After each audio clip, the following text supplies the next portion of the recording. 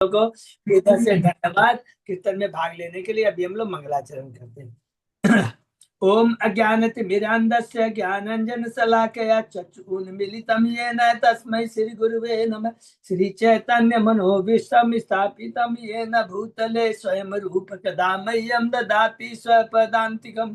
वन्देऽहं श्री गुरु श्री युगपदकमलं श्री गुरु वैष्णवांच च श्री रूपं साग्रजातं सहगण रघुनाथं वितं तं सजीवं स्वाद्वैतं सावधूतं परिजं सहितं कृष्ण चैतन्य देवं श्री राधा कृष्ण पादान सहगण ललिता श्री विशाखावितांत च नम ओम विष्णु पादाय कृष्ण पृष्ठाय भूतले श्रीमते भक्ति वेदांत स्वामिन इति नामने नमस्ते सारस्वती देवे गौरवाणी प्रचारिणे निर्विशेषा शून्यवादी पाश्चात्य देशतारिणे वांछा कल्पतरुभ्यश्च कृपा सिन्धुभ्येव च पतितानां पावनेभ्यो वैष्णवेभ्यो नमो नमः। नमो महावदान्याय कृष्ण प्रेम प्रदायते कृष्णाय कृष्ण चैतन्य नामने गौरत्विषे नमः।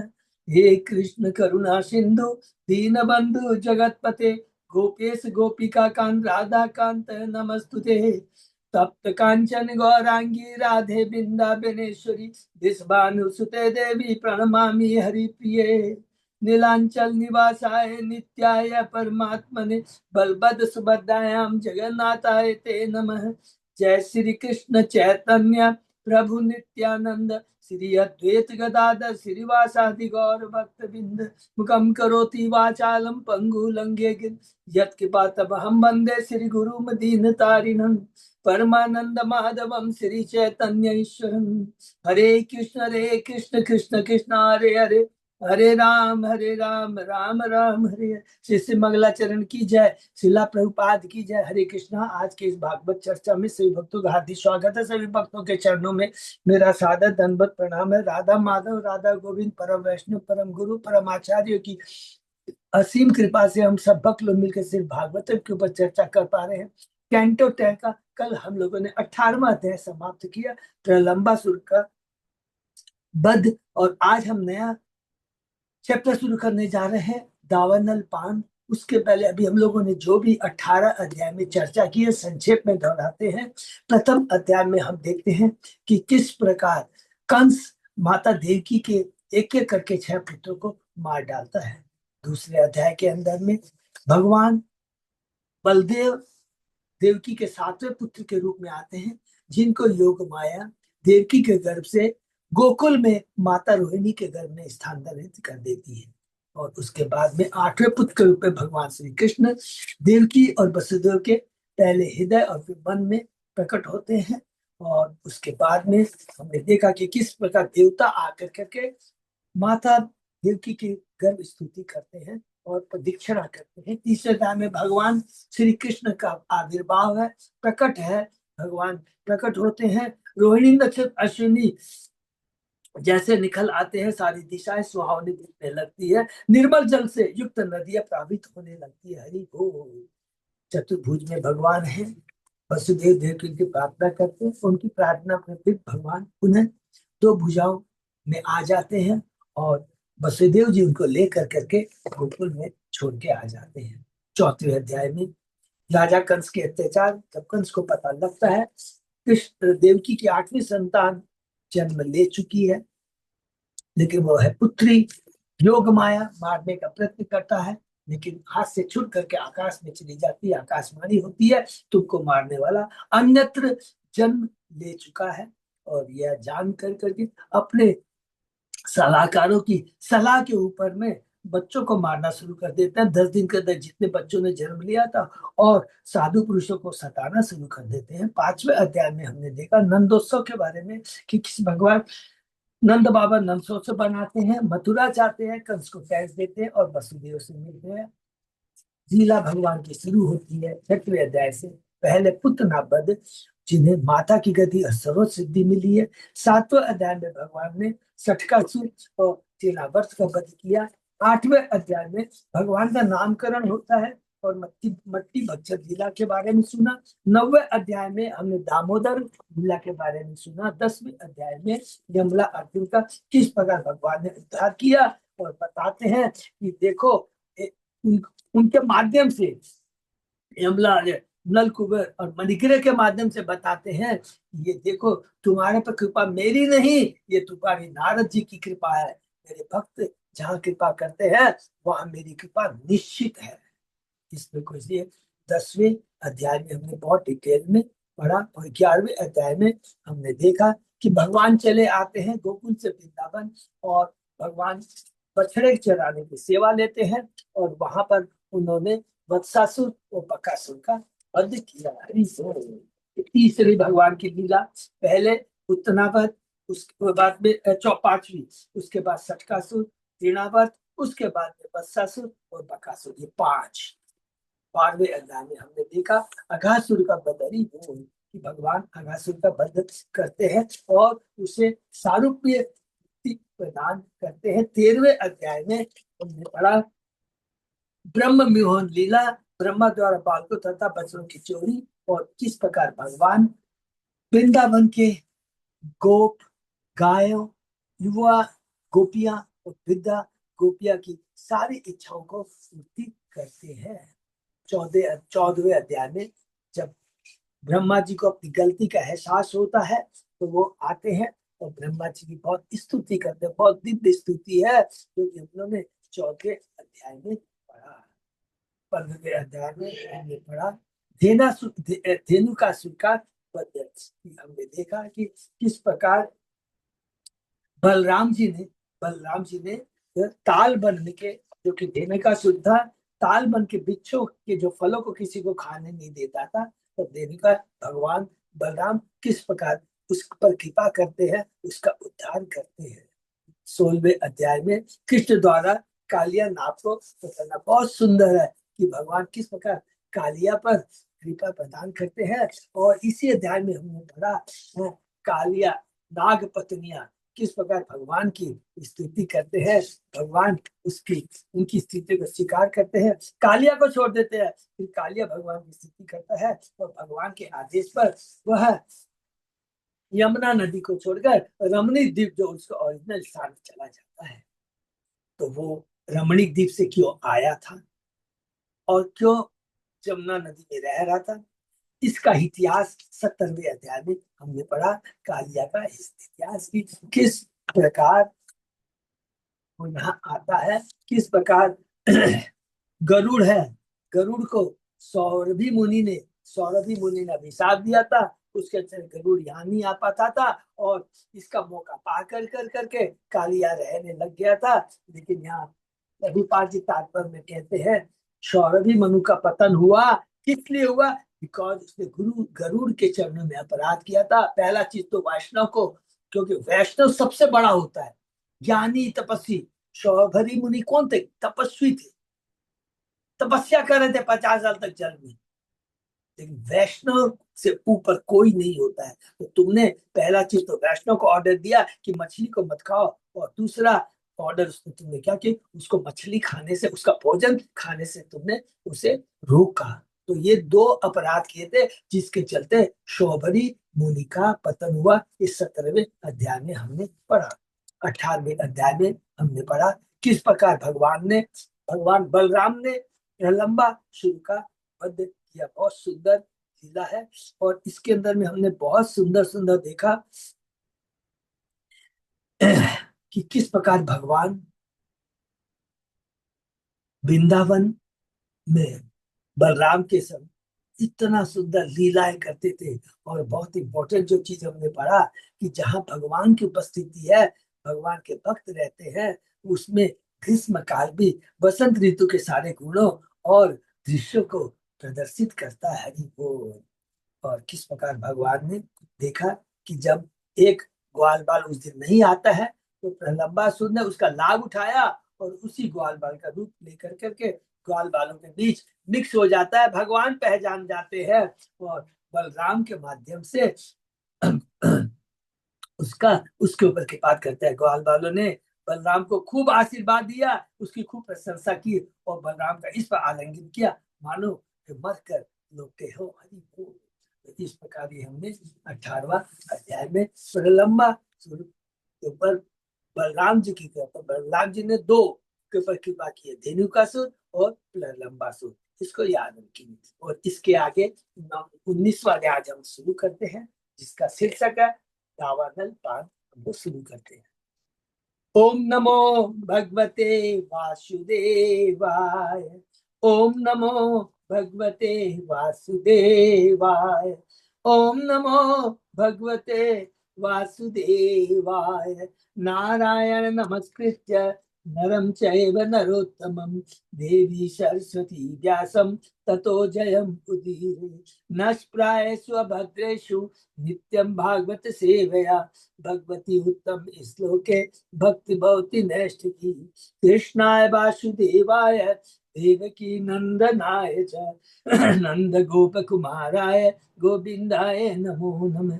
आराधयो भगवान ब्रजेश तनय ततनाम बिंदावनम रमया काचित उपासना व्रजवधु वर्गेण्य कल्पिता। श्रीमद् भागवतम प्रमाणम अमलम प्रेमापुमतो महान श्री चैतन्य महाप्रभो मतमिदं तत् आदरो न पर। हरे कृष्ण कृष्ण कृष्ण हरे हरे, हरे राम राम राम हरे हरे। अध्याय 19 दावानल पान।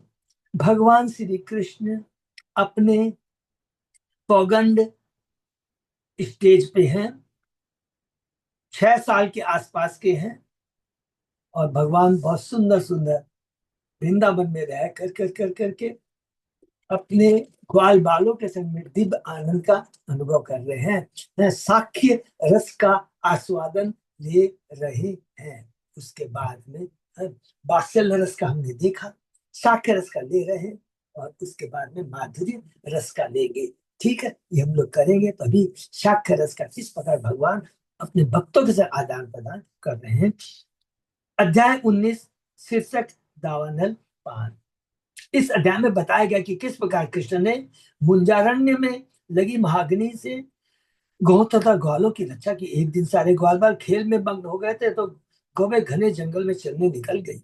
सहसा दावाग्नि भड़क उठी, तो लपटों से बचने के लिए गौ ने मुंज के कुंज में जाकर शरण ली। जब ग्वाल बालों को अपनी गाय न दिखाई दी, तब वे अपने पद चिन्हों और उनसे रोंदने से या दांतों से तोड़े जाने से घास के तिनकों तथा दूसरे पौधों से बनी लकीर का पीछा करते हुए तलाश में निकल पड़ी। अंत में गौएं उन्हें मुंजन में मिली और उन्होंने उन्हें वहां से हटा लिया, किंतु तब तक आग और पकड़ चुकी थी और उससे गौ तथा बालकों को खतरा पैदा हो गया था। इस सब बालकों ने योगेश्वर श्री कृष्ण की शरण ली। हरि बोल। कृष्ण ने उनसे आंखें मूंदने को कहा। बहुत सुंदर, हरि बोल। जब उन्होंने ऐसा किया तो कृष्ण ने क्षण भर में उस भयंकर दावाग्नि को निगल दिया और उन सबको भांडी वृक्ष के पास ले गए, जिसका उल्लेख पिछले अध्याय में किया गया है। इस योग शक्ति से अद्भुत चमत्कार को देखकर ग्वाल बालों ने सोचा कि कृष्ण अवश्य देवता है, अतः वे उनकी प्रशंसा करने लगे। इसके बाद सभी लौटकर सभी लोग घर लौट आए। जहां थोड़ा सा वृंदावन के वासी थोड़ा सा रहता है, भगवान की योग माया को ऑलरेडी काम इंस्ट्रक्शन दे रखा है भगवान ने। मैं हूं या मेरे ग्वाल बाल हो, किसी को ये नहीं मालूम पड़े कि मैं भगवान हूँ। बहुत सुंदर लीला है ये। योग माया भगवान को मदद करती है, भगवान की अंतरंगा शक्ति है योग में। त्रिशुकवाच क्रीडा आसक्तेषु गोपेषु तत्गावो दुर्चारिणी स्वरेयम चरंत यो विविशु तृणलोभेन गहरियम गह्यरम। सुधा गोस्वामी ने कहा, जब ग्वाल बाल खेलने में पूरी तरह मग्न थे तो उनकी गौवें दूर चली गई। अधिक घास के लोभ में तथा कोई उनकी देखभाल करने वाला न होने से घने जंगल में घुस गई। अजागावो महिष्यश्च निर्विशंतयो वनाद्वनम् ईशिका अटविन निर्विशु क्रदंतयो दावतर्षिता। विशाल जंगल के एक भाग से दूसरे भाग में जाते हुए बकरियां, गौवें तथा भैंसे अंततः मुंज से आच्छादित प्रदेश में घुस गई। पास के जंगल की अग्नि की गर्मी से उन्हें प्यास लग रही थी और वे कष्ट के कारण चिल्लाने लगे। ते अपश्यंत पशून गोपा कृष्ण राम आदय तदा जातानुतापा न विदु विचिन्वंत गवाम गतिम। गौ को सामने न देखकर कृष्ण राम तथा उनके बाल मित्रों को सहसा अपनी असावधानी पर पश्चाताप हुआ। उन बालकों ने चारों ओर ढूंढा किंतु यह पता न लगा पाए कि वह कहाँ चली गई है। ये सब भगवान की लीला है। तिने तत्कूर दत्त छिन्ने गोपदे अंकिकते गवाम मार्गम अनवगमन सर्वे नष्टा जीव्या विचेतसः। तब बालकों ने गौओं के खुरों के चिन्हों तथा उनके खुरों तथा दांतों से तोड़ी हुई घास के तिनकों को देखकर उनके रास्ते का पता लगाना शुरू किया। सारे ग्वाल बाल अत्यधिक चिंतित थे क्योंकि वे अपनी जीविका का साधन खो चुके थे। भुंजा अट्वयाम भ्रष्ट मार्गम क्रंदमानम स्वगोधनम संप्राप्य तिषिता शांता तथा ते सन्य वर्तयम। अंत में ग्वाल बालक अपनी अमूल्य गौवें मुंजा वन में मिली जो अपना रास्ता खो जाने से चिल्ला रही थी। तब प्यासे तथा थके मांदे ग्वाल बाल उन गौवों को घर के रास्ते पर वापस ले आए। ता आहुता भगवता मेघ गंभीर या गिरा स्वनाम नाम निंदम श्रुत्वा प्रतिनेदु प्रहर्षिता। भगवान ने उन पशुओं को गरजते बादल की तरह ऊंची वाणी से पुकारा। अपने अपने नामों की ध्वनि सुनकर गौवें अत्यधिक हर्षित हुई और उत्तर में भगवान को हुंकारने लगी। हरि बोल। ततः समन्तात दव धूम केतु यदृक्षया भूत क्षय कृत बनोक्षाम समीरत सारथिनो उलबन उल्मुखे विले लिहान स्थिर जग जड़ गमान।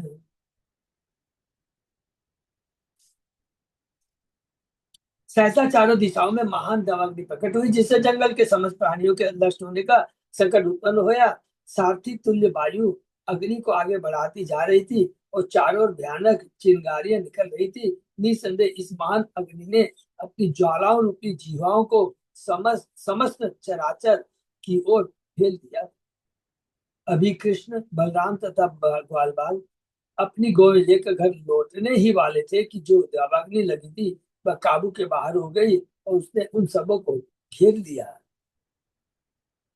तमाप्तनंत सॉरी तमापतंतम परितो दवाग्नि गोपाच गाव प्रसमीक्ष भित्ता उचूच कृष्णं सबलम प्रपन्ना यथा हरि मृत्यु भयार्दिता जना। जब गोविंद और ग्वाल वालों ने चारों ओर से दावाग्नि को अपने ऊपर आक्रमण करते देखा तो वे बहुत डर गए। अतः वे रक्षा के लिए कृष्ण तथा बलराम के निकट गए। जिस तरह मृत्यु भय से विचलित लोग भगवान की शरण में जाते। हरि बोल। उन बालकों ने उन्हें इस प्रकार संबोधित किया। कृष्ण कृष्ण महावीर हे रामागो अमोघ विक्रम दावाग्निना दह्यमानान् प्रपन्नान् त्रातुम अर्हथ। ग्वाल बालों के हे कृष्ण हे महावीर हे राम हे बलराम हे अमोघ शक्तिशाली कृपा करके अपने उन भक्तों को बचाएं जो जंगल की इस अग्नि से जलने ही वाले हैं और आपकी शरण में आए हैं। नूनम तत् बांधवा कृष्ण न च अर्हन्ति अवसादितुम वयम ही सर्वधर्मज्ञ त्वत्नाथा त्वत्परायण। कृष्ण निसंदेह आपके मित्रों को तो नष्ट नहीं होना चाहिए। ये समस्त वस्तुओं की प्रकृति को जानने वाले हमने आपको अपना स्वामी मान रखा है और हम आपके शरणागत है। और पिछले अध्याय में हमने पढ़ा है कि वो किस लिए चिल्लाते हैं, कृष्ण बचाओ बचाओ, नहीं तो हमें आपकी चरणों की सेवा से हम लोग च्युत हो जाएंगे, दूर हो जाएंगे। हरि बोल। श्री शुकवाच वचा निशम्य कृपणनम बंधु नाम भगवान हरि निमीलयत मां भ्रष्ट लोचनानिति अभाषत। सुखदेव गोस्वामी ने कहा अपने मित्रों के ऐसे दयनीय वचन सुनकर भगवान कृष्ण ने उनसे कहा तुम लोग केवल अपनी आंखें मूंद लो और डरो नहीं। हरि बोल। इस श्लोक से कृष्ण तथा उनके शुद्ध भक्त के बीच का सरल दिव्य संबंध स्पष्ट होता है। परम सत्य परम शक्तिमान भगवान वास्तव में एक तरुण आनंद ग्वालवाल है जिसका नाम कृष्ण। भगवान तरुण है और उनकी प्रकृति खिलाड़ी की है। नहीं बोल, प्रकृति माने उनका नेचर स्वभाव खिलाड़ी की। जब उन्होंने देखा कि उनके प्रिय मित्र दावाग्नि से भयभीत हो चुके तो उन्होंने उनसे इतना ही कहा कि तुम लोग अपनी आंखें बंद कर लो और डरो मत। तब कृष्ण ने जो कुछ किया वह अगले श्लोक में बतलाया गया है। तथेति मिलित अक्षेषु भगवान अग्निम उल्बणम् पित्वा मुखेन तान् कृच्छात् योगा योगाधीशो व्यमोचयत्। बालकों ने उत्तर दिया, बहुत अच्छा। और तुरंत उन्होंने अपनी आंखें बंद कर ली। देखिए, अपने भगवान का आदेश का तुरंत पालन करते हैं, पूरा भगवान पर आश्रित है, भगवान पर पूरा विश्वास है, श्रद्धा है। ये बहुत इंपॉर्टेंट है यहाँ। तब समस्त योग शक्ति के स्वामी भगवान ने अपना मुख खोला, उस भयानक अग्नि को निगलकर अपने मित्रों को संकट से बचा लिया। हरि बोल। ग्वाल बाल अत्यधिक थकान, भूख तथा प्यास से त्रस्त और वे विकराल दावाग्नि से जलने ही वाले थे। इस स्थिति का संकेत कृच्छा संकट से शब्द से मिल जाता है। ततश्चते अक्षिणी उन्मील्य पुनः भाण्डिरम आपिता निशम्य विस्मिता आशन आत्मान गाच मोचिता। ग्वाल बालों ने अपनी आंखें खोली तो यह देखकर चकित हो गए कि न केवल उन्हें तथा गौ को उस विकराल अग्नि से बचा लिया गया, अपितु वे भांडी विष के पास वापस ला दिए गए। हरि बोल।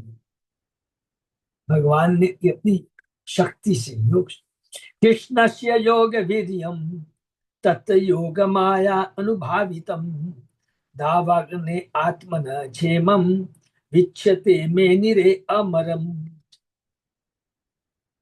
जब ग्वाल बालों ने देखा कि भगवान की अंतरंगा शक्ति से प्रकट योग शक्ति द्वारा उन्हें दावाग्नि से बचाया जा चुका है तो वे सोचने लगे कि अवश्य ही कोई देवता है। वृंदावन के ग्वाल बाल कृष्ण को अपने एकमात्र मित्र तथा पूजनीय मानते थे। कृष्ण ने इन सबों के आनंद को बढ़ाने के लिए अपनी योग शक्ति का प्रदर्शन किया और उन्हें उस भयानक दावाग्नि से बचा लिया। कि भक्तों के आनंद में ही भगवान का आनंद है, भक्तों के आनंद में ही भगवान का आनंद है। और इसलिए भगवान ने उनके आनंद को बढ़ाने के लिए अपनी योग शक्ति का प्रदर्शन किया। ये ग्वाल बाल किसी भी दशा में कृष्ण अपनी आनंदमय प्रेममय मित्रता का परित्याग नहीं कर सकते थे। हरि बोल। अतः उन्होंने जब उनकी यह असाधारण शक्ति देखी तो सोचा कि कृष्ण ईश्वर ने अपितु शायद कोई देवता, किंतु कृष्ण उनके प्रिय मित्र थे, अतः वे उन्हीं के समान स्तर पर थे। अतः उन्होंने अपने आप को भी देवता तुल्य ही सोचा। हरि बोल। इस तरह कृष्ण के ग्वाल मित्र आनंद विभोर हो चुके। अरे हमारा कृष्ण दोस्त है तो कृष्ण देवता तो हम भी देवता। घासान्निवर्ती है साया ये शहरामो जनार्दन वेणु विरण्यम गोष्ठम अगात गोपे अभिष्टुतः। तब दोपहर ढल चुकी थी और बलराम से भगवान कृष्ण ने गौ को घर की ओर मोड़ा। अपनी बंसी को विशेष ढंग से बजाते हुए कृष्ण अपने ग्वाल मित्रों के साथ गोप ग्राम लौटे और ग्वाल बाल उनके यश का गान कर रहे थे। गोपी नाम परमानंद आशित गोविंद दर्शने क्षणम युगस तमीव याशम येन बीना भवत। गोविंद को घर आते देखकर तरुण गोपियों को अत्यंत आनंद प्राप्त हुआ, क्योंकि संगति के बिना एक क्षण भी उन्हें 100 युगों के समान प्रतीत हो रहा था। ये बहुत सुंदर श्लोक है। गोपियों को भगवान, जब हम भक्ति करते हैं, भगवान का दर्शन करते हैं, 2 घंटा 3 घंटा 4 घंटा बीत गया पता ही नहीं लगता है। लेकिन जहाँ भक्ति नहीं करते हैं भक्त लोग तो 1 मिनट भी बहुत बड़ा दिखता है। अरे अभी 1 मिनट, अभी 1 मिनट अभी तक खत्म नहीं हुआ, 1 घंटा हो गया खत्म नहीं हुआ, वो 100 साल के बराबर लगता है। इसके विपरीत अगर हम लोग पूरा भगवान की भक्ति करते हैं, नाम गुण लीलाओं समन कीर्तन करते हैं, 10-20 घंटे भी लगता है, अरे अभी तो एक क्षण ही बीता है, इतना जल्दी समय बीत गया। यह भगवान की भक्ति की शक्ति है। ग्वाल बालों को दावाग्नि से बचाने का कृष्ण ने अपने विरह की अग्नि में जलती गोपियों को बचाया। श्रीमती राधा रानी आदि गोपियों के मन में कृष्ण के प्रति अति प्रेम है।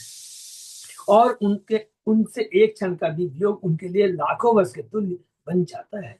गोपियां कृष्ण की सबसे महान भक्त है और कृष्ण के साथ उनकी विशिष्ट लीलाएं अगले अध्यायों में वर्णित है। इस प्रकार से भागवत के दशम स्कंद के अंतर्गत दावानल का निगम जाना शीर्षक 19वें अध्याय का श्री प्रभुपाद की विनती सेवकों द्वारा लिखित तात्पर्य पूर्ण हुआ। हरि बोल। बहुत छोटा अध्याय है। अब हम लोग आगे बढ़ते हैं। अब भगवान ये पूरा धीरे धीरे करके देखिए, पूरा इसमें थोड़ा रखेगा। वृंदावन की दिव्य वातावरण में दिव्य कृष्ण की लीलाएं हो रही है और किस प्रकार बार बार स्वयं कृष्ण दिव्य आनंद का अनुभव कर रहे हैं। वृंदावन में वर्षा तथा शरद ऋतु है। श्री कृष्ण के लीलाओं के वर्णन को विस्तार देने के लिए इस अध्याय में से सुखदेव गोस्वामी शरद तथा वर्षा ऋतु में वृंदावन की शोभा का वर्णन करते हैं। ऐसा करते समय वे विविध रूपकों के द्वारा मनोहारी उपदेश देते हैं। ये क्लियर लिख दिया यहाँ पर संक्षेप में प्रभुपाद जी की उपदेश दे रहे हैं। श्री शुकवाच तयो तत् अद्भुतम कर्म दावाग्नि मोक्षम आत्मन गोपा स्त्रीभ्य समाचख्यु प्रलंब प्रलंब बधमेव च। सुखदेव गोस्वामी ने कहा, तब ग्वाल बालों ने वृंदावन की स्त्रियों से दावाग्नि से बचा जाने और प्रहलाद में सुगबत किए जाने के कृष्ण तथा बलराम अद्भुत कार्यों का विस्तार से वर्णन किया। गोप च गोप्य च गोप विद्या च गोप्यश्च तत उपाकर्ण्य विस्मिता मे निरे देव प्रवरो कृष्ण रामो व्रजम गतो। यह वर्णन सुनकर वृद्ध ग्वाले तथा स्त्रियां आश्चर्यचकित हो गए और वे इस निष्कर्ष पहुंची, कृष्ण बलराम अवश्य महान देवता है जो वृंदावन में प्रकट हुए हैं। गर्ग मुनि ने तो कहा था, पहले लिखा ध्यान में, तुमको गर्ग मुनि की याद आ गई है, लेकिन फिर वो लोग भूल जाएंगे योग माया। अरे नहीं नहीं, ये तो हमारा मित्र है। ततः प्रावर्तत प्रावृत्य सर्वसत्व समुद्ध भावा विद्योत्तमाना परिधि विस्फुजित नभतला। इसके बाद वर्षा ऋतु का शुभारंभ हुआ और जो समस्त जीवों को जीवन दान देती है। आकाश गरजने लगा और क्षितिज पर बिजली चमकने लगी। सांद नील अम्बुदे व्योम सविद्युत स्तनयी तनु भी अस्पष्ट ज्योति आच्छन्नम ब्रह्मेव सगुणम बभू। तत्पश्चात बिजली तथा गरज से युक्त घने नीले बादलों से आकाश आच्छादित हो गया। इस आकाश तथा उसकी प्राकृतिक ज्योति उसी तरह ढक गए जिस तरह आत्मा प्रकृति के 3 गुणों से आच्छादित हो जाता है। हरि बोल। बिजली की उपमा सतोगुण से, गरज की रजोगुण से तथा बादलों की तमोगुण से दी गई है। बहुत सुंदर है ये। इस वर्षा ऋतु के प्रारंभ होने पर बादलों से आकाश उस शुद्ध आत्मा के सदृश है जो प्रकृति के 3 गुणों से विचलित हो जाता है, क्योंकि तब यह आच्छादित हो जाता है, जिससे उसकी मूल ज्योति में प्रकृति भौतिक गुण के कुहासे के मन प्रतिबंध हो पाती है। तो यह कितना सुंदर है कि हम बद्ध जीव कहलाते हैं कब, जब हमारी वसुदेव चेतना, शुद्ध चेतना 3 गुणों से आच्छादित हो जाती है। तो यही चीज यहाँ पर लिखा है। अष्टमाशान निपितम जत भूमिया च उदमयाम उदमयाम बसु स्वगोभी मुक्तम आरेबे पर्जन्य काले आगते। सूर्य ने अपनी किरणों से 8 मास तक पृथ्वी के जल रूपी संपत्ति का शोषण किया। मैंने 8 मास तक पूरा धूप तपक था, सब लोग झुलस गए थे। अब उपयुक्त समय आ गया था और सूर्य अपने उस संचित संपत्ति को मुक्त करने लगा। आचार्यगण सूर्य द्वारा पृथ्वी की जल संपत्ति के भाप बनने की तुलना द्वारा राजा द्वार पर वसूल करने से करते हैं। श्रील प्रभुपाद ने भगवान कृष्ण में इस रूप की व्याख्या इस पर के बादल धूप द्वारा पृथ्वी से खींचा गया संचित जल।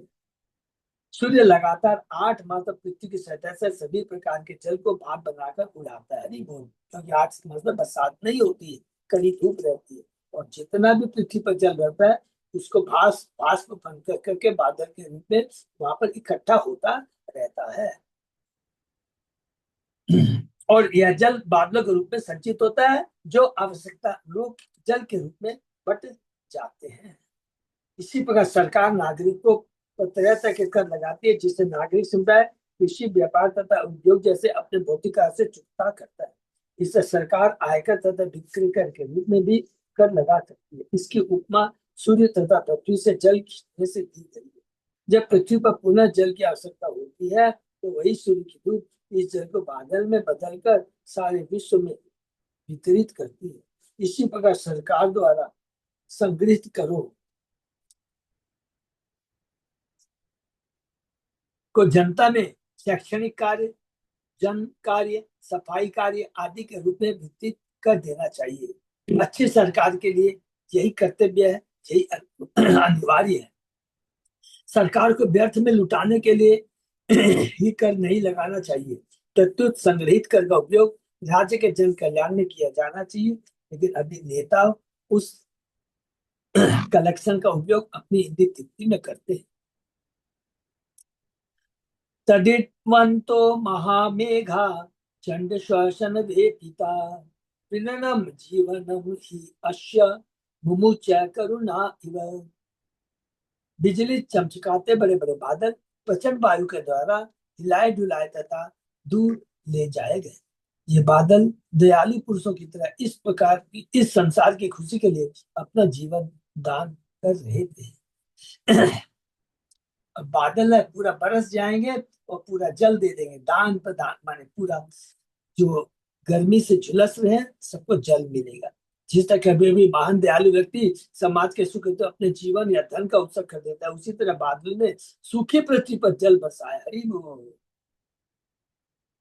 यद्यपि इस तरह से बादल विनष्ट हो गए थे, किंतु पृथ्वी की खुशी उन्होंने मुक्त भाव से प्रत्यय किया, अपना सर्वस्व न्यौछावर कर दिया। बहुत सुंदर उपमा है यहाँ पर, इसलिए प्रभु सूर्य प्रभुपाद ने क्या उपमा के माध्यम से बताएंगे कि बादल अपना अस्तित्व खो देता है, इसके लिए भलाई के लिए। वृंदावन के जो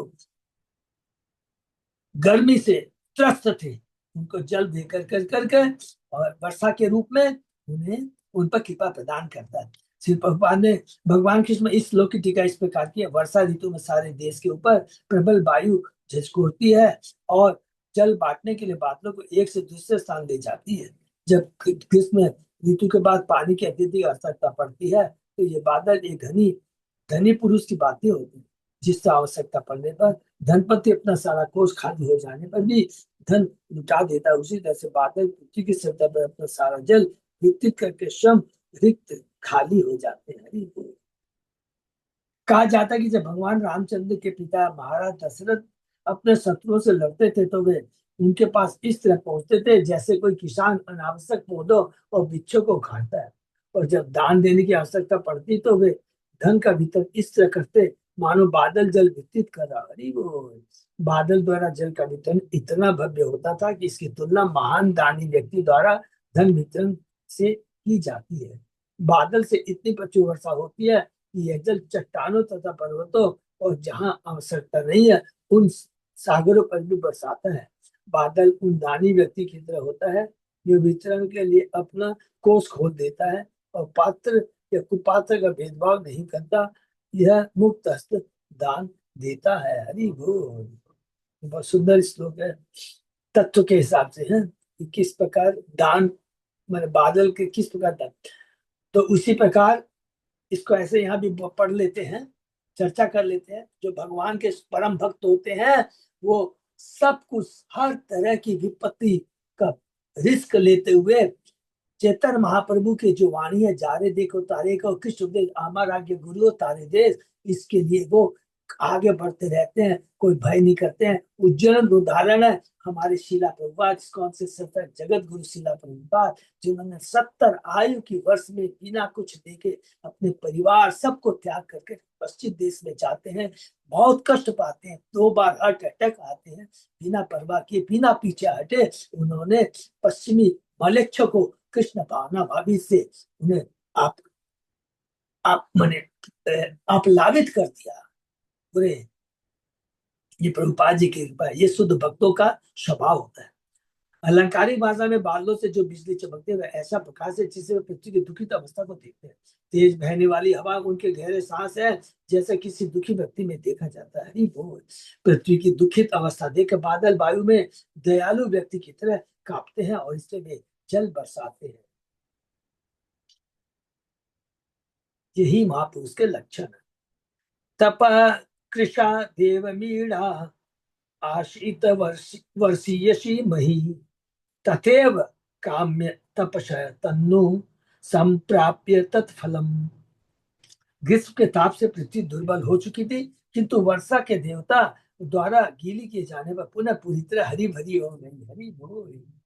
इस तरह पृथ्वी उस पृथ्वी के समान थी जिसका शरीर भौतिक कामना से की गई तपस्या के कारण दुर्बल हो जाता है, किंतु तपस्या का फल प्राप्त हो जाने पर वह पुनः हरी भरी। हरी बोल। बहुत सुंदर है कि भौतिक कामना से शरीर दुर्बल हो जाता है, लेकिन आध्यात्मिक नाम रूपी बरसात जब पड़ती है तो आत्मा प्रसन्न हो जाती है। आत्मा प्रसन्न, हम लोग बड़े आनंदित हो जाते हैं, स्वस्थ हो जाते हैं। उस समय भौतिक कष्ट का अनुभव नहीं होता है। वो शिला भगवान ने भगवान कृष्ण में इस श्लोक की टीका वर्षा के पूर्व सारी पृथ्वी सभी प्रकार की शक्तियों से क्षीण होकर अत्यंत दुर्बल प्रतीत होने लगती है। वर्षा के बाद पृथ्वी की संपूर्ण सतह वनस्पति से हरी भरी उठती है और अत्यंत स्वस्थ तथा बलिष्ठ दिखने लगती है। यहाँ पर भौतिक इच्छा की पूर्ति के लिए तपस्या करने वाले व्यक्ति से इसकी तुलना की गई है। वर्षा ऋतु के बाद पृथ्वी की लहलाती अवस्था की तुलना भौतिक इच्छा की पूर्ति से की गई है। कभी कभी जब कोई देश अवांछित सरकार द्वारा अपराधी बना लिया जाता है तो सरकार पर नियंत्रण पाने के लिए व्यक्तित्व दलों को कठिन तपस्या करनी पड़ती है, और जब वे उस पर नियंत्रण पा लेते हैं तब वे खूब वेतन लेकर स्मित बन जाते हैं। यह भी वर्षा ऋतु में पृथ्वी के लहलाने के वस्तु तो मनुष्य को आध्यात्मिक वस्तुतः मनुष्य को आध्यात्मिक आनंद प्राप्त करने के लिए कठोर तपस्या करनी चाहिए। हरि बोल। श्री भगवद गीता में संतुति की परमेश्वर के साक्षात हेतु ही तपस्या करनी चाहिए। भौतिक तुष्टि के लिए तपस्या नहीं करनी चाहिए, भौतिक फल प्राप्त के लिए तपस्या नहीं करनी चाहिए। भगवान आत्म साक्षात भक्ति के लिए हमें तपस्या करनी चाहिए। भक्ति में तपस्या स्वीकार करके मनुष्य अपने आध्यात्मिक जीवन को फिर से पा ले लेता है, उसका जीवन हरा भरा हो जाता है और आध्यात्मिक जब प्राप्त होते ही वह असीम आध्यात्मिक आनंद का भोग करता है। यही जीवन का। किंतु यदि कोई व्यक्ति किसी भौतिक लाभ के लिए तपस्या करता है तो जैसा कि भगवान ने कहा उसे जो फल प्राप्त होता है वह क्षणिक होता है। केवल अल्प ज्ञानी ही ऐसे फलों को कामना अल्पवतु फलम तेषां तद भवति अल्प भेदसाम। देवताओं की जो पूजा करते हैं उससे जो फल मिलता है वो क्षणिक होता है। निशा मुखेशु खद्योता तमसा भांति न ग्रह यथा पापेन पाषंडा न ही वेदा कलो युगे। वर्षा ऋतु के सांध्य धुंध लेपन में अंधकार के कारण जुगनू तो चमक रहे थे, किंतु नक्षत्रगण प्रकाश नहीं बिखेर पा रहे थे। जिस प्रकार के कलयुग में पाप कृत्यों की प्रधानता से नास्तिक सिद्धांत वेदों के असली ज्ञान को आच्छादित कर देते हैं। हरि बोल। या मायावादियों का, निराकारवादियों का, शून्यवादियों का, नास्तिकों का यहाँ पर भगवान बता रहे हैं कि असली जो ज्ञान है उसको आच्छादित कर। असली ज्ञान क्या है? कृष्ण भगवान है, हम भगवान के अंश हैं। संबंध ज्ञान, इसलिए वेदांत में संबंध, अभिधेय और प्रयोजन, ये रियली वेदांत है। यही वास्तविक ज्ञान है। क्या? कृष्ण भगवान सबसे पहले, कृष्ण परम सत्य, हम उनके अंश हैं, हमारा कर्तव्य उनकी सेवा करना है। ये वास्तविक ज्ञान। शिल प्रभुपाद की टीका इस प्रकार है। वर्षा ऋतु में संध्या समय वृक्षों की चोटियों पर यत्र तत्र बहुत से जीवनु दिखते हैं और वे प्रकाश की तरह चमकते हैं, किंतु आकाश के नक्षत्र यथा चांद और सितारा दृष्टिगोचर नहीं होते। इसी पर कलयुग में नास्तिक अथवा दुष्ट लोगों की प्रधानता हो जाती है, किंतु आध्यात्मिक उत्थान के लिए वैदिक सिद्धांतों का वास्तविक पालन करने वाले व्यक्तियों का प्राय लोप हो जाता है। इस कलयुग की तुलना वर्षा ऋतु से की गई है। इस युग में असली ज्ञान सभ्यता की भौतिक के प्रभाव से आवृत हो जाता है। इस युग में असली ज्ञान सभ्यता की भौतिक प्रकृति के प्रभाव से आवृत हो जाता है। लोग सोचते हैं material development is the real development और जो रियल ज्ञान है कि नहीं, आत्मा का उन्नति, आध्यात्मिक ज्ञान की उन्नति is the real knowledge, real development, ritual spiritual advancement. लेकिन आवृत हो जाता है, कवर हो जाता है भौतिक डेवलपमेंट के सामने। सस्ते मनोधर्मी नास्तिक तथा तथा के धार्मिक सिद्धांत बनाने वाले लोग जुगनुओं की तरह प्रधान बन जाते हैं। हरि बोल। वो सब जुगनू है, बड़ा बड़ा ज्ञान देते हैं, ज्ञानी कर्मी, ये सब जो भी है, तपस्वी ध्यानी, सब ये जुगनू के समान है। जबकि वैदिक सिद्धांतों अथवा शास्त्र के आदेशों का दृढ़ता से पालन करने वाले व्यक्ति इस युग के बातों द्वारा आच्छादित हो जाते हैं। हरि बोल। लोगों को चाहिए कि वे आकाश के वास्तविक ग्रहों, आकाश के वास्तविक ग्रहों सूर्य, चंद्रमा तथा तारों का लाभ उठाए, जुगनुओं के प्रकाश का नहीं। प्रत्युत ये जुगनू रात्रि के अंधकार में कोई प्रकाश नहीं दे सकते। जिस तरह वर्षा ऋतु में भी कभी कभी बादल छट जाते हैं तो सूर्य, चंद्रमा तथा तारे दिख पड़ते हैं, उसी तरह इस कलयुग में भी कभी कभी कुछ लाभ मिलते हैं। श्री चैतन्य महाप्रभु का वैदिक आंदोलन जो हरे कृष्ण मंत्र कीर्तन का वितरण है, इसी तरह से समझा जाता है।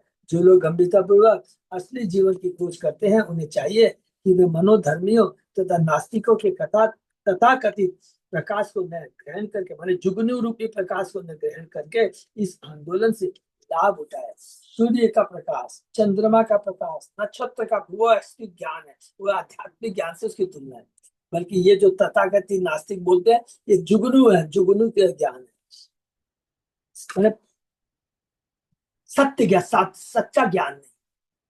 सुत्वापजन्य निंदम मंडू का श्री सिजु गिर तुषणीम शयन प्राक यत्वत ब्राह्मण ने मात ये। वे मेंढक जो अभी तक मौन पड़े हुए थे, वर्षा ऋतु के बादलों की गर्जना से अचानक टकराने लगे, मानो शांत भाव से प्रातःकालीन कृत्य करने वाले ब्राह्मण विद्यार्थी अपने गुरु द्वारा बुलाए जाने पर अपना पाठ सुनाने लगे। श्री प्रभुपाद ने इसकी टीका इस प्रकार की है। प्रथम वर्षा के बाद जब बादलों में गर्जना होती है तो सारे मेंढक टकराने लगते हैं, मानो एकाकर विद्यार्थीगण अपना पाठ पढ़ने लगे हो। विद्यार्थी सामान्यतः प्रातःकाल जल्दी जग जाते हैं, किंतु वे स्वेच्छा से नहीं उठते, अपितु जब मंदिर या सांस्कृतिक संस्थान में घंटी बजती है तभी उठते हैं। वे आध्यात्मिक गुरु के आदेश से तुरंत उठ जाते हैं और प्रातःकालीन नित्य कर्म करने के बाद वेदों का अध्ययन करने या वैदिक मंत्रों का उच्चारण करने बैठ जाते हैं। इसी तरह कलयुग के अंधकार में हर व्यक्ति सोता रहता है, किंतु किसी महान आचार्य के पुकारते ही वास्तविक ज्ञान प्राप्त करने के लिए हर व्यक्ति वेदों का अध्ययन करने लगता है। हरि बोल। कि अभी हम लोग सब अज्ञान के अंधकार में सोए हुए थे, लेकिन प्रभुपाद जी की कृपा से हमें वास्तविक ज्ञान प्राप्त मिला और उन्हीं के माध्यम से हम लोग प्रामाणिक शास्त्रों, वेदों का अध्ययन कर पा रहे हैं और अपनी आध्यात्मिक चेतना को और जागृत कर रहे हैं, जो सोई चेतना को पुनः जागृत कर रहे हैं। आसन उत्पद गामिन्य शुद्ध नद्यो अनुशुष्यति पुंसो यथा असंतस्य देह द्रविण संपद। वर्षा ऋतु के आगमन के साथ ही सूखी हुई शुद्ध नदियां भरने लगी और अपने असली मार्ग को छोड़कर इधर उधर बहने लगी, मानो इंद्रियों के वश में इससे मनुष्य के शरीर, संपत्ति तथा धन भरी हुई। श्री प्रभुपाद की टीका इस पर। वर्षा ऋतु में अनेक पोखर, सरोवर तथा छोटी छोटी नदियां जल से भर जाती है, अन्यथा वर्ष के शेष मासों में सूखी रहती है। इसी तरह से भौतिकता व्यक्ति शुष्क होते हैं, किंतु कभी कभी जब तथाकथित ऐश्वर्यशाली स्थिति में होते हैं, उनके घर बार, बाल बच्चे या थोड़ी बहुत बैंक बचत होती है, वे फलते फूलते प्रतीत होते हैं, किंतु बाद में वे शीघ्र उसी तरह शुष्क हो जाते हैं जब बैंक बैलेंस खत्म हो जाता है। जिस तरह छोटी छोटी नदियां तथा पुकर सूख जाते हैं। विद्यापति कवि ने कहा कि मित्र, परिवार, संतान, पत्नी आदि के संगति में निश्चय ही कुछ आनंद होता, किंतु वह आनंद मरुस्थल में एक बूंद के समान है, क्योंकि ये भौतिक आनंद है। हर व्यक्ति सुख के पीछे उसी तरह दीवाना रहता है जैसे कि मरुस्थल में हर व्यक्ति पानी के पीछे। यदि मरुस्थल में एक बूंद जल हो तो कहने को तो जल है, किंतु उस जल की बूंद से होने वाला लाभ लाभ नाम मात्र ही। हम भौतिकवादी जीवन में सुख के समुद्र के पीछे पड़े रहते हैं, किंतु समाज, मित्र, संसारी प्रेम के रूप में हमें उसकी एक बूंद से अधिक नहीं मिल पाती है। हमारी तृप्ति कभी नहीं हो पाती। जिस तरह की छोटी छोटी नदियां सरोवर तथा ताल तल या सूक्ष्म मौसम में कभी जल से पूर्ण नहीं हो पाते। तो बहुत सुंदर सुंदर प्रभुपाद जी तात्पर्य के बाद से हमें उपमा दे रहे हैं। हरिता हरि भी सब शष्पे इंद्र गोपे च लोहिता उच्च उच्च लिंग्र कृत छाया निर्णाम श्रीरेव भूरभूत। नई उगी घास से पृथ्वी पन्ने मरकत की तरह हरी हो रही थी। इंद्र गोप कीटों ने उसमें लाल रंग मिला दिया और श्वेत रंग के कुकुर मुत्तों ने और ही रंगत ला दी। इस पर पृथ्वी उस व्यक्ति जैसी लगने लगी जो सहसा धनी बन जाता है, अचानक धन बन जाता है। जैसे वर्षा ऋतु बरसात के आते ही सारी पत्ती हरियाली हो जाती है, फूल फल घास सब हरियाली हो जाती है। सिराज प्रभुपाद की टीका की निर्णाम शब्द राजसी व्यक्तियों का सूचक है। इस गहरे हरे खेत को चमकीले लाल कीड़ों तथा श्वेत रंग के कुकुर मुत्तो रूपी छत्तों से रंग बिरंगे लग रहे थे। उनकी तुलना शाही सैन्य शक्ति के प्रदर्शन से की जा सकती है। क्षेत्राणि शस्य संपद्दति संपद्दभि कर्षकाणाम मुद्दम मुद्दम ददु मानी नाम अनुतापम तापम वे देव अधीनम अजानताम। अपनी अन्न रूपी संपदा से सारे खेत किसानों को प्रफुल्लित कर रहे थे। बहुत सुंदर फसल हुई है, किंतु वही खेत उन लोगों के हृदय में पश्चाताप उत्पन्न करते जो इतने घमंडी थे कि खेती के कार्य में नहीं लगना चाहते थे और यह नहीं समझ पाते कि किस हर वस्तु भगवान के अधीन है। अभी तो मैं बहुत पढ़ा लिखा हूँ, खेती नहीं करूंगा। तो कहते हैं उनमें पश्चाताप हो रहा था। अधिक वर्षा होने पर बड़े शहरों में रहने वाले लोगों का घबराना उठना एक मान्य बात है।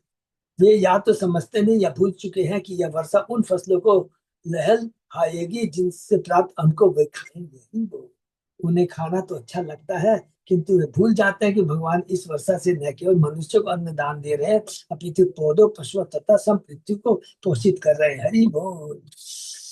घासें उगती हैं, घासें को कौन खाते हैं? पशु खाते हैं। तो बहुत सुंदर ये कृषि बहुत जरूरी है। प्रभुपाद जी ने कहा जिसके पास में एक जमीन और एक गाय है उसको सब कुछ स्वतः ही मिल जाता है। आधुनिक नजाकत भरे लोग कृषि कर्म में लगे व्यक्तियों पर नाक भोंक सिकोड़ते। बहुत इंपॉर्टेंट बात कह रहे हैं कि हो ये एक किसान है, कुछ खाता जाते नहीं, गवार है। अमेरिकी लोक भाषा में सीधे साधे मूर्ख व्यक्ति को कभी कभी किसान फार्मर कहा जाता है। कुछ ऐसी सरकारी एजेंसियां भी हैं जो कृषि उत्पादन को सीमित रखना चाहते हैं, क्योंकि कुछ पूंजीपति डरते रहते हैं कि इसका प्रभाव बाजार मूल्य पर पड़ सकता है। बहुत ज्यादा फसल हो जाएगी तो दाम गिर जाएंगे। आधुनिक सरकारें नाना प्रकार के कृत्य चालाकी के कार्यों में लगी रहती है, जिससे विश्व भर में यहाँ तक कि संयुक्त राज्य अमेरिका में भी गरीबों में अन्न की कमी पाई जाती है। फिर भी कुछ सरकारें फसल न बोने के लिए किसानों को पैसा देती है। हमारी भारत सरकार, कभी कभी ये सरकारें पर्याप्त खाद्य वस्तुओं को समुद्र में फेंकवा देती है।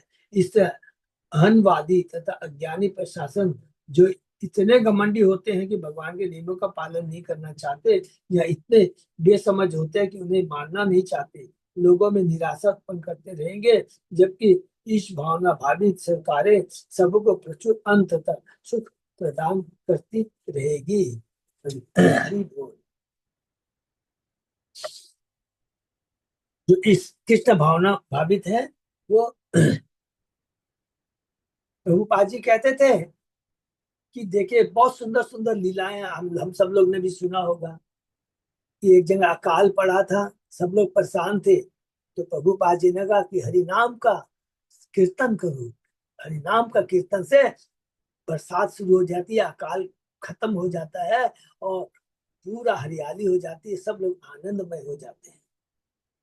जल स्थल ओकशः सर्वे नववादी निषेवया अभिभ्रन रुचिरम रूपम यथा हरि निसेवया। चूंकि जल तथा स्थल के समस्त प्राणियों ने नवीन वर्षा जल का लाभ उठाया, इसलिए उनके रूप आकर्षक एवं सुहावने हो गए। जिस तरह कोई भक्त भगवान की सेवा में लगने पर सुंदर लगने लगता है, हरी वो दिव्य लगने लगता है। जो भगवान की सेवा करता है, शुद्ध भक्तों की सेवा करता है, उसका भी चेहरा दिव्य हो जाता है। भौतिक सुंदरता तो नहीं, याद रखें, आध्यात्मिक तेज आ जाता है उसमें। श्री प्रभुपाद ने इस प्रकार टीका किया इस्कॉन में। हमें अपने विद्यार्थियों के साथ इसका व्यवहारिक अनुभव है। विद्यार्थी बनने के पूर्व वे गंदे लगते थे, भले उनके अंग प्रत्यंग रूपवान स्वरूपवान थे, किंतु कृष्ण भावना के विषय में कोई जानकारी रहने के वे गंदे और दुखी लगते थे। अब कृष्ण भावित ग्रहण करने के अनंतर बाद उनका स्वास्थ्य सुधर गया है और यम नियमों का पालन, उनकी शारीरिक कांति भी बढ़ गई है। जब वे केसरिया वस्त्र धारण करके अपने मस्तक पर तिलक लगा लेते हैं, तो अपने हाथ में तथा गले में मालाएं पहन लेते हैं, तो वे इस तरह लगते हैं मानो सीधे बैकुंठ से चले आ रहे हैं। हरि बोल। ये देखिए कितना सुंदर गोपाल जी ने तुलना किया है। सरिद्दबी संगत सिंधु क्षोभ श्वसन उर्मिमान अपक्व योगिन चित्तम कामक्तम गुणयुक्त यथा। जहां जहां नदी आकर समुद्र से मिली, वहां समुद्र विक्षोभ हो उठा, उसकी लहरें हवा के से इधर उधर उठने लगी। जिस तरह के किसी अपरिपक्व योगी का मन काम वासना सर्जित होने तथा इंद्र टेप से उत्पत्ति अनुभव होने से डगमगाने लगता है। अपरिपक्व योगी का मन, लेकिन जो भक्ति करता है, भक्ति में, तो उसका मन कभी भी डगमगाएगा नहीं। शोभरी मुनि का मन डगमगा जाता है, दुर्वासा मुनि डगमगा जाते हैं, विश्वामित्र डगमगा जाते हैं, लेकिन भगवान का भक्त कभी नहीं डगमगा जाता है, चाहे सुख में हो या दुख में हो। हरिदास ठाकुर आकृष्ट नहीं हुए वेश्या के प्रति। प्रहलाद महाराज दुखों से घबराए नहीं। ये बहुत सुंदर सुंदर एग्जाम्पल है। पूरा भागवतम देख लीजिए। Just we can compare to devotees of Krishna with this, जो कि मैटेरियली जो बहुत एडवांस है, उनसे देखते, ये आसुर प्रवृत्ति वाले। गिरियो वर्ष धारा भी अन्य माना न विव्यजतु अभियुयमाना व्यसने यथा अधोक्ष चेत। जिस प्रकार भगवान में लीन मनो वाले भक्तगण सभी प्रकार के संकटों के प्रहार किए जाने पर भी शांत बने रहते हैं, जो हम जो चर्चा करें उसी का वर्षा ऋतु में जलवायु बादलों द्वारा बारम प्रहार किए जाने पर भी पर्वतगण तनिक भी विचलित नहीं हुए। तो भक्तगण की तुलना, उस पर्वत अडिग रहते हैं, घबराते नहीं है। जिस तरह पर्वत अडिग रहता है, जितनी भी बरसात हो, कितना ही उसके ऊपर बादलों द्वारा प्रहार किया जाता है, पर्वतगण मूसलाधार वर्षा होने पर भी तनिक भी विचलित नहीं रहते। पृथ्वी उनकी धूल छुट जाती है और वे सुंदरता से दीप्तिमान लगने लगते हैं। हरि बोल। उसी का भगवान का उच्च भक्त विषम परिस्थितियों में भी अपने भक्ति से कार्य से चलायमान नहीं होता, परंतु इससे से इस जगत की अनावृत्ति रूपी उसके हृदय की धूल साफ हो जाती है। हरी तरह माने भक्ति की शक्ति के माध्यम से जो कलुषिता है, हृदय में जो कलुषिता है, वो धुल जाती है। इस तरह कठिन परिस्थितियों को सहन करने से भक्त सुंदर तथा प्रकाशमान लगने लगता है। वस्तुतः एक भक्त जीवन की सारी पराजयों को भगवान की कृपा के रूप में स्वीकार करता है और सारे कष्टों अपने पूर्व कर्मों का फल मानता है। कौन सा है? तत् अनुपंका सुमुख्य मानो। अभी हम लोगों ने पढ़ा 10वें घंटे के 14 अध्याय का कौन सा 8वां श्लोक है, ब्रह्मा जी की स्तुति में जाता। बहुत ही सुंदर श्लोक है।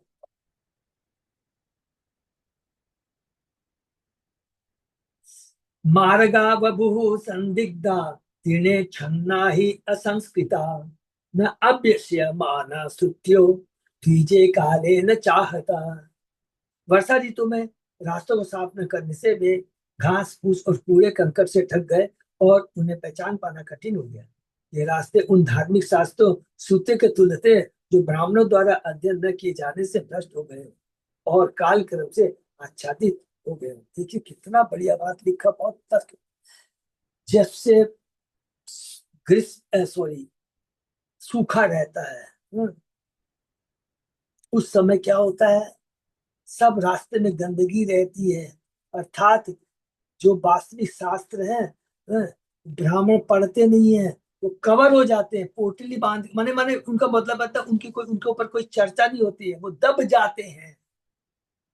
और धीरे काल आच्छादित हो जाते हैं। उसी तरह यहाँ पर लिखा है कि लोक बंधुषु मेघेशु विद्युत चल शोहिदा स्थैर्यम न चक्रु कामिन्य पुरुषेषु गुणेषु इव। प्रभु जी यद्यपि क्लास में, हरे कृष्णा प्रभु। अगले क्लास में कर लेंगे श्लोक। ओ अच्छा प्रभु, सॉरी 8 हो गए थे। अच्छा अच्छा ठीक है, यहीं पर विराम देते हैं। तो हम लोग 17वें श्लोक से हरे कृष्णा यहीं पर हम लोग विराम देते हैं। तो अभी हम लोग चर्चा कर रहे हैं वृंदावन में वर्षा तथा शरद ऋतुओं के बारे में। इसकी तुलना प्रभुपाद जी ने बहुत सुंदर ढंग से हमें बताया है कि जब किस प्रकार भगवान के जो भक्त होते हैं वो कभी भी जितनी भी कष्ट आते हैं उसको वो भगवान का प्रसाद समझ करके अपनी भक्ति से अडिग नहीं होते हैं, बल्कि वो और अपनी भक्ति उनकी प्रगाढ़ हो जाती है। कैसे प्रगाढ़ हो जाती है? जब उन पर कष्ट आते हैं तो और ज्यादा वो भक्ति करते हैं और शुद्ध भक्तों का संग करते हैं, और जितनी उनकी कलुषिता है वो मिट जाती है, खत्म हो जाती है। ठीक है ना? तो यहाँ पर भी इसका भी ठीक हम लोगों ने अभी पिछले अध्याय में भी पढ़ा था कि किस प्रकार जब भगवान के भक्त होते हैं, भगवान के भक्त जहाँ पर विचरण करते हैं, भगवान कृष्ण और बलराम और ग्वाल बाल विचरण करते हैं, तो वो क्या है, ग्रीष्मकालीन समय भी क्या है, बसंत कालीन के रूप में लगने लगता है। बसंत की जितने भी गुण हैं वो प्रदर्शित होने लगते हैं। उसी प्रकार हम जब भक्तों का संग करेंगे तो वो स्थान क्या होगा, बड़ा आनंदमय हो जाएगा। वो अब स्थान कोई भौतिक नहीं रहेगा, वो कृष्णमय हो जाएगा। ठीक है ना? जहां भी हम गुणगान करते हैं, भगवान के नाम का कीर्तन करते हैं, वो वातावरण कलुषित न होकर के वो वातावरण बहुत सुंदर कृष्णमय आध्यात्ममय हो जाएगा। ये है भक्ति की शक्ति। हरे कृष्ण।